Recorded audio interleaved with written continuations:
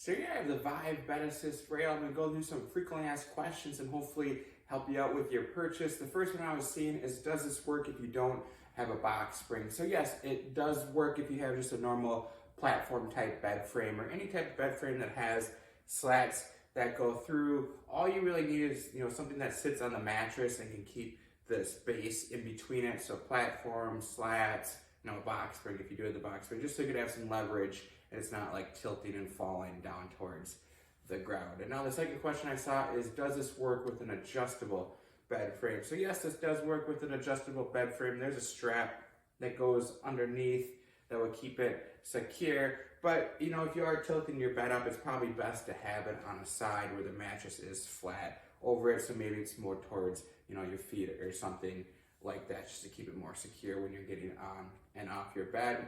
And then for the final question I saw is, does this handle adjust? So yes, it does. All you have to do is take these clamps off